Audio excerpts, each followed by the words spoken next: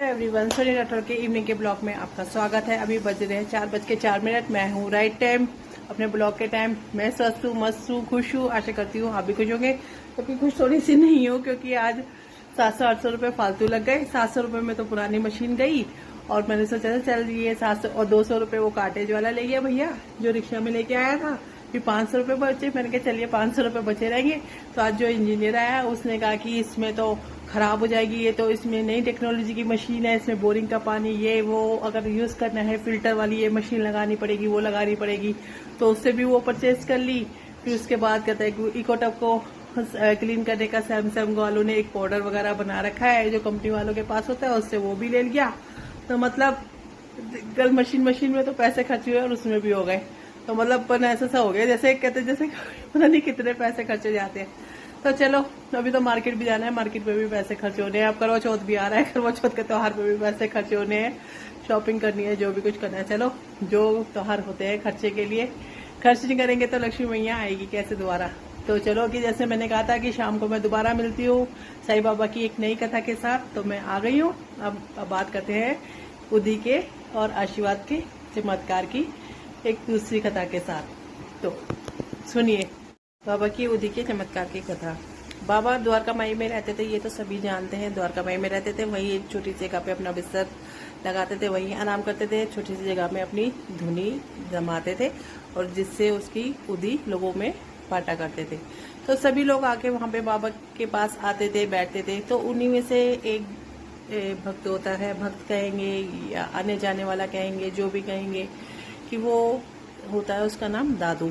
दादू उसके परिवार में एक उसकी माँ होती है, उसकी बहन होती है और पत्नी होती है। जिसमें से माँ अंधी होती है, बहन जो होती है वो अपंग होती है और जो बीबी होती है वो टीबी की इलाज से काफी टाइम से जूझ रही होती है, जिसका कोई समाधान उसको समझ में नहीं आता। तरह तरह का इलाज करवा लेता है। खास से उसकी ये हालत हो जाती है कि उसकी हड्डियों का ढांचा तक बन जाता है, मतलब शरीर में खून की मात्रा ऐसी हो जाती है, खास से भी खून आने लग जाता है। उसकी बहुत गंभीर स्थिति हो जाती है। जो उसकी अपंग बहन होती है वो माँ कहती है कि कैसा इसका हाल है, अपनी बहू का पूछती है तो उसकी अपंग बहन बताती है। तो वो भी माँ भी काफी परेशान रहती है। दादू भी बहुत परेशान होने लग जाता है ये अपनी घर की स्थिति देखकर कि इससे ऐसे कैसे छुटकारा पाया जाए। तो एक दिन वो उसका विचार आता है कि जब वो अपनी पत्नी की बहुत ज्यादा हालत खराब दिखता है कि खून की उल्टियां रुक भी नहीं रही है और इसका तो हालत खराब हो गई है, तो वो कहता है कि आज से मैं बाबा के पास जाके अपनी हालत बता ही दूंगा। तो वो दौड़ता हुआ भागता हुआ बाबा के पास जा रहा होता है। तभी पीछे से पंडित आवाज मारता है कि कहाँ जा रहा है, पागल के पास जा रहा है क्या। पंडित पीछे से आवाज मारता है, ओए छोरे, ओए ओए ओए छोरे, कहाँ जा रहा है तू? उस पागल के पास जा रहा है, उस ढोंगी बाबा के पास जा रहा है। तो पंडित जो होता है वो गांव का वैद्य होता है, वो बाबा को उल्टे सीधे नामों से संबोधित करता है, गांव के लोगों को भड़काता है कि वो तो ढोंगी बाबा है, क्यों उसके पास जाके बैठते हो। परंतु लोग उसकी बात पे ध्यान नहीं देते थे। लोग जो बाबा के पास जाके बैठते थे वो बाबा में ही अपनी श्रद्धा रखते थे, तो उसकी बात अनसुनी कर देते थे, बल्कि उसको ही पागल कहते थे कि पंडित तो पागल है। तो फिर वो दादू पहुंच जाता है बाबा के पास, जाके उनको अपनी सारी स्थिति बताता है। तो बाबा कहते हैं कि पंडित की बातों में का बुरा मत मारियो, पंडित की बातों में आने की जरूरत नहीं है, चल मैं तेरे को देता हूँ। तो बाबा अपनी उसकी उदी की 3 पुड़िया देते हैं और उसको तरीका बताते हैं कि कैसे देनी है। उसमें से एक पुड़िया उसकी माँ के लिए होती है, एक उसकी अपंग बहन के लिए होती है और एक उसकी पत्नी के लिए होती है, जो कि वो दादू बाबा के बताए हुए निर्देशानुसार उनको दे देता है। तो वो कुछ समय देखता है कि उसकी बीबी को चक्कर आने शुरू हो जाते हैं। वो दवाई देके चला जाता है, तो फिर उसकी बीवी को चक्कर आने शुरू हो जाते हैं। तो इधर उधर भागती थी, उसको ऐसा लगता है कि उल्टी सी जैसे आने लगी है। अपंग बहन भी उसके पास वो जाती है, तो एकदम उसकी माँ कहती है उसका चेहरा कैसे पीला पीला पड़ गया है। अंधी माँ कहती है कि उसका चेहरा कैसे पीला पड़ गया है। तो वो उसकी बीवी को, वो अपनी बहू को, वो अपनी भाभी को संभालने लग जाती है इस स्थिति में। अपंग जो बहन होती है वो माँ से कहती है, माँ तुम्हें कैसे पीला पीला ये इस भाभी का चेहरा दिखाई दे रहा है? तो माँ कहती है हाँ मेरे को तो चेहरा दिखाई दे रहा है। तो वो भी कहती है कि तू अपनी भाभी को कैसे अपने कंधों पे ली हुई कह रही। तो वो अपंग बहन बोलती है कि भाभी को बार बार कहती थी उल्टी आने वाली है, मैंने कहा कि चारपाई के नीचे बर्तन रख देती हूँ। तो भाभी कहती है नहीं नहीं नहीं, मैं खुद खड़ी होऊंगी। तो भाभी अकेली खड़ी हो रही थी तो बार बार गिरे जा रही थी, तो इसलिए मैंने उनको कंधे का सहारा दिया।